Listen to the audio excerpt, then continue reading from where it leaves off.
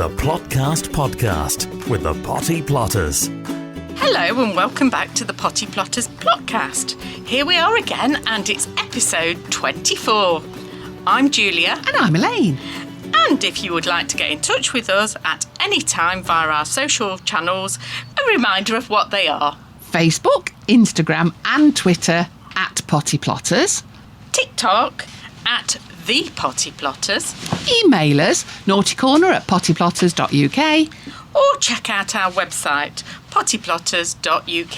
Hardest bit is over and done with. Julia, can you hear that noise? It's your flaps again, isn't it? It is. Now, don't be concerned, everybody, but Julia has put up a sail, it's fair to say, and it's a big cover, canvas cover, that is going over the top of us, about 2 foot above us, I would say, something like that. It's for the beer garden. Yeah. Because it's getting a bit sunny, isn't it? Yeah. So I thought we might need some shade, but I'd not anticipated that it might be a bit blowy today. Never mind. Anyway, what we're going to be doing? So this week, you're faffing with fennel. I love it. I don't like the stuff. There you go. And troubles with tomatoes. You love it. Yes. And things in the greenhouse. You love it. Yes. And banging on about beetroot. Oh, I let's love catch it. up on what we did. Let's do it. Yeah. Bringing in the beans. Great. And successes with sweet peas. And they smell beautiful. Hey, are we going to think about autumn as well? Because I know it's still summer, but nevertheless. Yes, it's always about thinking ahead in the garden, and we're already thinking about autumn crops. On top of all of that, we're also talking to Philip Turvil, who is a very interesting man that we met, and who is even more passionate than we are about nature. But before then, what do you know about growing fennel then, Julia?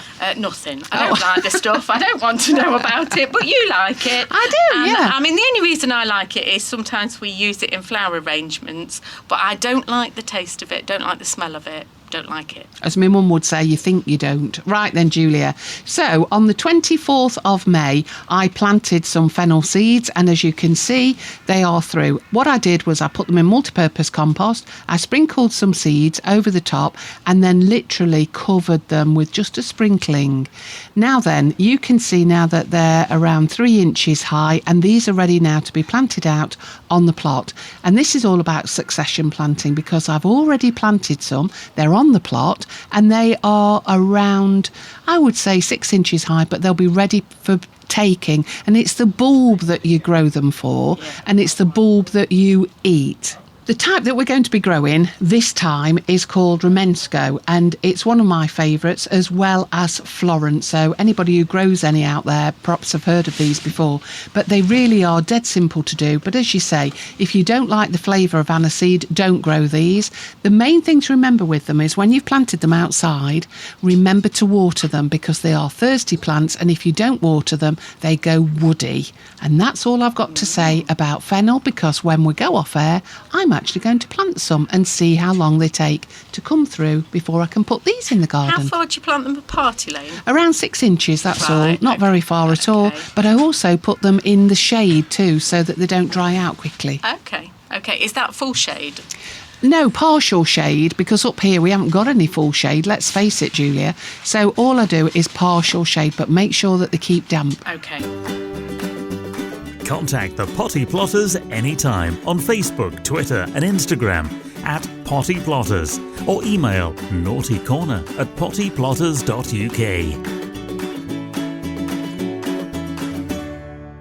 Anyway, while we're planting more seeds, we're looking ahead as well into autumn. So let's go through some of the seed packets and see what else we can set, because I know that you're pretty keen to do some kale. Yes. So, I mean, I'm always thinking ahead, and as you know, I do like my brassicas. So I've already got cauliflowers, broccoli in at the moment. I've also set some more cauliflower and broccoli seeds, because now is the right time to be planting seeds and setting the seeds if you want them for later on in the year. So don't leave it until, you know, it's cooler weather. Now's the time you need to be setting them and getting the plants going. So hit the gap before the gap appears, that's what you're saying? Absolutely. Okay. So, like you say, I am going to do some kale today.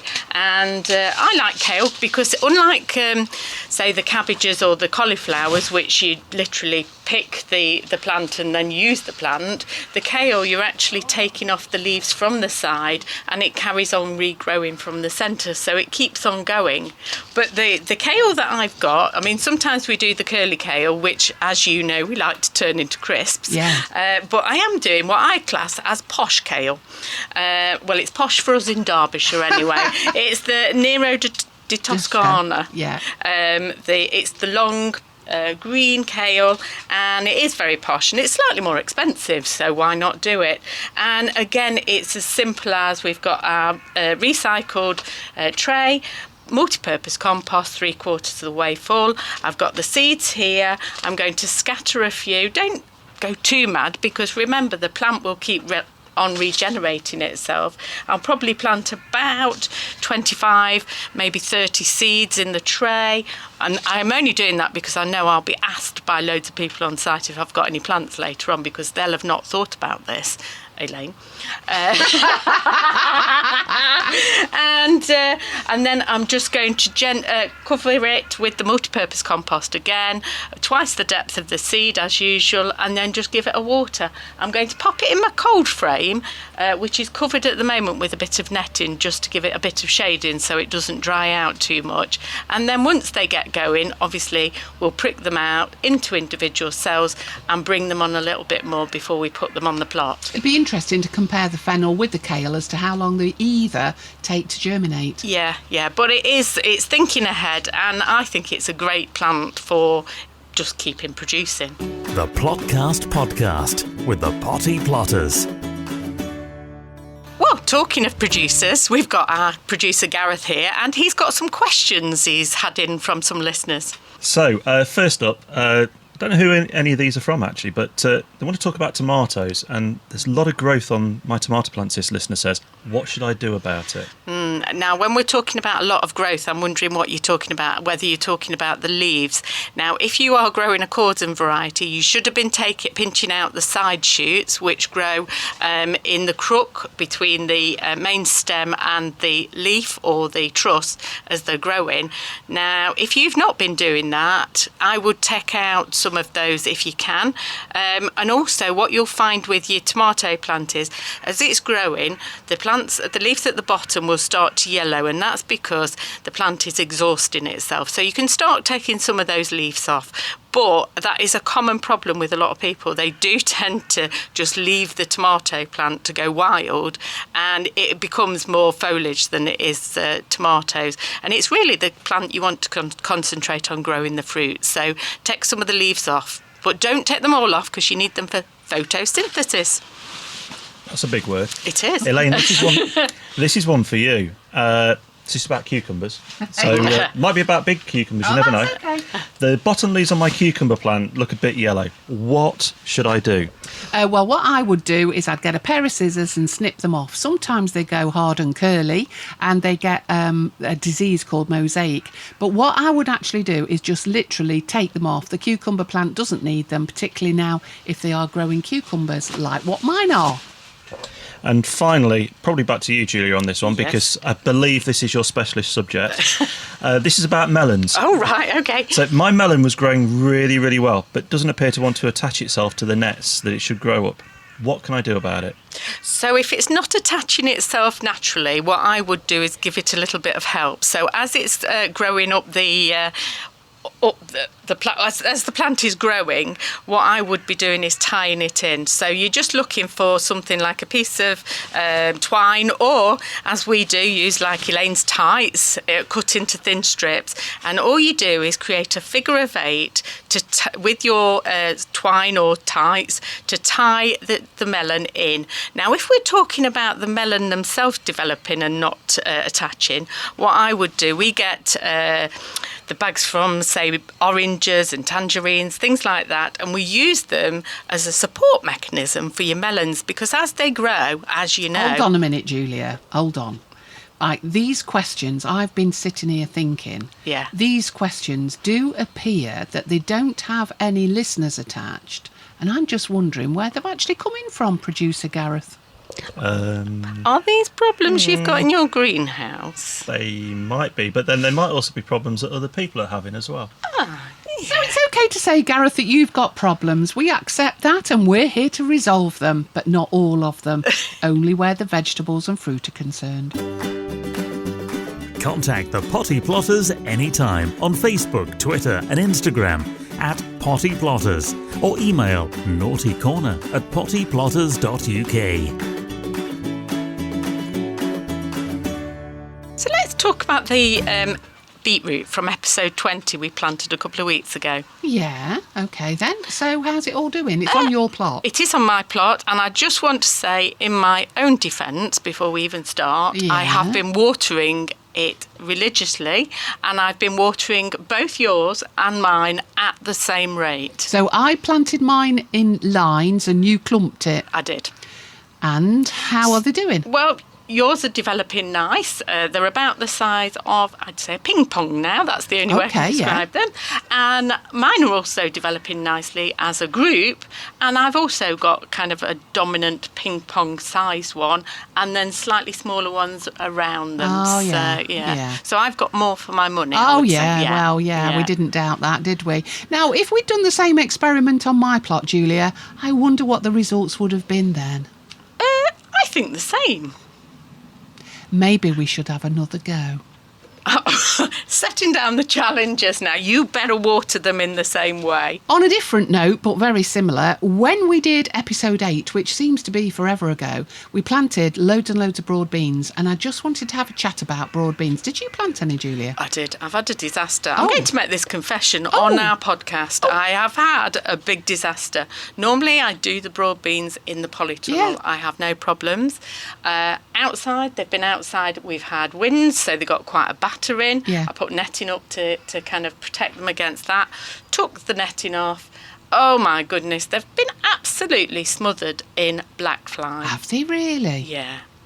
Right, OK. Well, I'll just have bragging rights on these then, but not as many bragging rights as Kev Plot 2, because he has produced quietly, we don't have to tell everybody, but his must be 7 foot high. Now, I know, They're in the polytunnel. and I over-exaggerate, but I'm not on this. I'm going to take a photograph and put it out on our other social media platforms, and honest to goodness, they are at least 7 foot tall. But they're in the polytunnel. Yeah. They're a variety that is meant to be tall. Yeah. But he's still not listened to the advice we gave him last year, has he? No, but they do look fantastic, Julia. Mine, however, they're only about 4 foot, but they do look neat and tidy, and I have got beans. Now, I'm just going to tell you about broad beans. The important thing to remember about picking them is don't just pull at them. Take them from the bottom, because that's the way that they grow, from the bottom up, and twist them and pull them, and that way you don't snag the whole stalk, and that's really important, that you don't damage the whole stalk, and it will continue then to flower and also produce fruit.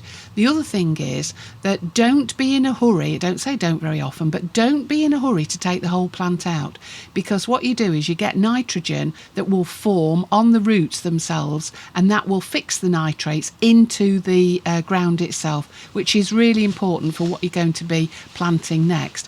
But why take them out at all? Just cut them down to about 8 inches and then see what happens. I'll tell you what will happen. You'll get another set of fruit form, honestly. That's lovely. And have you got many beans on your broad beans? Not at the minute. They're still in flower, to be quite honest, but I have got quite a lot at the bottom of the plants, and that's where I'm going to be taking them from later today. Has Kev got many? We're not going to talk about him anymore. Do you think he'd notice if they go missing? No. Hints and tips for shortcuts to success. The Potty Plotters Plotcast. So, Elaine, you've got a hint about your sweet peas, haven't you? I have, yeah. I've done sweet peas in the ground at the top of the allotment, but I've also put them into containers. And the hints and tips for this week is specific about that. What I would do is always make sure that you keep them well watered. And I'm also looking at the producer, because I gave him some in a container as well. Keep them well watered, and also feed them now once a week with the tomato feed that we actually feed our tomatoes, cucumbers and other fruits with. And also move them, if necessary, into the shade, because it's a fallacy that that sweet peas like to be in the sunshine. They like to be in the shade, and they'll last a lot longer too. What have we been up to this week, Elaine? Well, I've been watering where the muck was, where we planted the pumpkins and squashes just last week. And I've done that specific because the summer months are such that they won't actually get a lot of water otherwise. So that's what I've been doing. And I've done that for you. And also, I've been watching out for the dahlias to make sure that they are free from the black fly and any slugs as well. So far, so good. Yeah, I've been trying a new idea with the dahlias that I've been reading about, cutting out the central stem, and I don't know if you call it the central stem or central shoot, and so that it forces side shoots. So hopefully I'll have more blooms later in the year. That'll be interesting to see if that works. And obviously we mustn't forget to remind you that if you'd like to learn more about what we do and what we've done, hit that follow button so that you don't miss anything. Contact the Potty Plotters anytime on Facebook, Twitter and Instagram at Potty Plotters, or email naughtycorner@pottyplotters.uk. Right, that's enough about us for a bit. What do you know about the Field Studies Council? Probably not a lot, so let's sort out now. I'm Philip Turvil from the Field Studies Council. I'm a director of eco-business, and I just love my gardening and my wildflowers. Philip, that sounded quite a title. I'm not sure if it's the one I want. It might be, but I don't know what the Field Studies Council actually does. Explain to us what it is. Well, Elaine, it's a national education charity, environmental charity for 80 years. In fact, we're 80 years old this year, so feel free to sing happy birthday if you fancy. Da, da, da, da. Another time, I've just come in from a garden, I was singing to myself. The Field Studies Council, national environmental education charity who help children and adults and young people, and basically everyone, to connect with nature and to help inform their own well-being, their own careers, and help protect nature. We've distributed 2 million identification guides to help people, train thousands of people a year, and over 100,000 children come through our physical field centres, our learning centres, every single year. We just love what we do, and it's now more important than ever. It's not teaching people about gardening, it's teaching people about nature rather than the outdoor spaces. That's right. Everything from the plants you might find in your garden to the plants you might find walking down a street or in an urban park or in a nature reserve or some gorgeous landscapes that the UK is so blessed to have. So we are trying to connect people to nature in a broader sense so they can make informed decisions to protect it, which is great. But of course, there's so many benefits to people to look and ponder and cuddle a plant. I've just been cuddling plants this morning. It's basically what I do. I am holding a guide with over 100 dragonflies on. So that's the kind of stuff we like, that kind of taxonomic skills, that extra journey, that little bit further. So yeah, we know that, we should encourage wildlife to a garden, but what actually we're encouraging and what is it called? So we help share the guides for free or for a very, very good price or through charitable funding. And people just love that knowledge, that further journey. That's what they're after. And I think that's really what society needs now, that onward bit of excitement, and that's what a charity does. Now, I know that we met with some controversy with Chelsea, and I'm aware that you went quite recently. And I know there was a controversy around weeds, and some popular people who were on the telly had quite a lot to say about it. What's your thoughts about weeds, either on gardens or on allotments? Well, I think it's what do we mean by a weed? I mean, I think there's a place for most plants in many locations. So at Chelsea, I went there, I enjoyed it. There were gorgeous, highly bred varieties, really, advancing science and art. It was gorgeous. But there are also true native plants, or weeds, wildflowers, ones that find their own place, shall we say. And they were gorgeous as well. And I think what Chelsea did this year, and I think in a good way, is blend them in a way that I haven't seen before. I don't think it's a new technique, but I think it had a particularly high profile. And for me, particularly in growing your own fruit and vegetables, it's really important to have lots of pollinator-friendly, wildlife-friendly plants nearby. It really helps with the ecology of the plot and ultimately help with pest control, helps with gorgeousness of the spot, and helps create a more balanced environment. So be it in a grow your own environment or an ornamental garden, or for me personally, I add my vegetables to my flowers, and it's all a bit of a medley, which I like. But no, Chelsea did a lovely job at highlighting an additional group of plants and stoking discussion.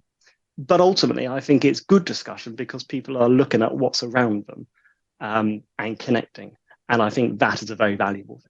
You think a kind of grow your own environment, though, like on the allotment, there are rules on our site to say that we can't have weeds on our plots, which, are quite long-standing rules. And my experience of weeds around my crops is that they'll either take the nutrients away from what I'm growing, or, there's bindweed on the plots, which will strangle the crops. So when you're talking about weeds on the plot and in that environment, are you talking around the space, or actually next to the plants that we're growing? Because we've always been encouraged to say, don't allow weeds next to the plant, because they'll bring in pests and diseases, and also they'll take the nutrients from what we're actually trying to produce. I think there's a balance to be had, Julia. I think there's, if you grow a large teasel next to a vulnerable young runner bean plant, the teasel will win. And if one is trying to grow runner beans, then the runner beans needs a respectful place around it. However, it doesn't mean that a teasel can't be politely distanced, just a wee space apart, and grow very happily. Encourage a variety of insects, a variety of natural predators, which will actually ultimately, I suspect, help the runner beans, particularly when they tend to get aphids on their particularly vigorous new growth. Giving a vegetable space, but also giving certain native wildflower space, that I think is the right balance. When it comes to bindweed, absolutely. There are certain native wildflowers. I mean, it's a very impressive plant, bindweed, although I do tend to swear quite a lot when I see it in my own garden. However, we have I won't repeat it, obviously, but I spent most of the winter digging out bindweed from a new plot in my garden. So I have strong and dynamic and rude views on bindweed. However, as a plant, it's gorgeous. In a particular plot, and you give it a foot and it will take several meters worth. So yes, absolutely, that's the kind of thing that perhaps needs to be nipped out quickly. In a native hedge, in a woodland, it's a fabulous plant. It's gorgeous. Well, you're talking about gardens, pure garden-like. I opened my garden for charity a couple of weeks ago with a national garden scheme. I do love the NGS, they're fabulous. It was part of a group of gardens in a village. It's a garden with a range of sexy looking trees and shrubs. Oh yes, it's got lots of herbaceous plants, which I really do enjoy. Various annuals thrown in, vegetables throughout, but with a kind of concentration on the right hand side. It's got my childhood greenhouse that's I recently moved, and it's got native hedges around the edge, and it's trying to get as much colour and interest as possible throughout the year. So, whose garden at Chelsea would you say yours was most like? You ask bold and exciting questions. Well, I think every garden's unique. I wouldn't dare compare it to a particular show garden. But what is nice about Chelsea, and actually nice about visiting gardens and visiting allotments, is that you always take away a few ideas. When I visit gardens, I go, oh, that's a good combination. Interesting. Oh, that's an interesting way of technique. Or why is there a butterfly next to that parsnip? Which is not a phrase I've used before. I may try and get that into my daily life. But there's always something to take away. And I think that's a beautiful thing about horticulture. It's a beautiful thing about all the related green space sectors, be it from a kind of personal perspective all the way up to professional level. There's so much to learn. Personally, I'm at a point where I know I don't know much. There's so much joy, there's so much accessibility, and so many ideas to take away from the likes of Chelsea or National Garden Scheme Gardens or other allotment holders, or as I say, walking down the street. And I encourage people to learn about what they're actually seeing. I've got a notebook in my posh shed, not my kitchen shed or my tool shed, but my posh shed, and I'm going to start and draw what I see on the allotments. If you fancy a guide, if you don't feel your artistic skills, or you want to avoid controversy on the plot, although I doubt you do, but if you did, then head to, if you search Wild ID or Google Field Studies Council, Wildlife Identification Guides and Training, the internet will light up, and they're also available in shops across the country. Thanks, Philip, for telling us about the FSC. We had no idea that they were even out there, but now we do, and we know what they do. So coming up next time, we'll be talking all about berries, sweet corn, spinach, beans, the fennel, and a reminder that comfrey tea we made will be ready. Oh, I can smell it from here, Elaine. And that's just a bit about what we're going to cram in next time then. But before then, why not get in touch with us and tell us about your growing successes, and then we can share your stories with the others. Have you tried any of the hints and tips? Well, yes, since we give them, we ought to try them. And we do try them, because we don't give them if we've not tried them, do we? So if anybody else has tried them, let us know how you went on. And don't forget to press that follow button and you won't miss anything, I promise. And you know the tea we were talking about, the comfrey tea? Yeah. Well, believe it or not, there's men in the chalet and they've put the kettle on. I don't know. Did you leave instructions how that works? No, but I heard it whistling, so that's obviously tea break for I us. thought that was Barry, because he can whistle, can't he? Oh, he does. We ought to bring out a CD of Barry's whistles. The Plotcast podcast with the Potty Plotters is an Amberland Media production.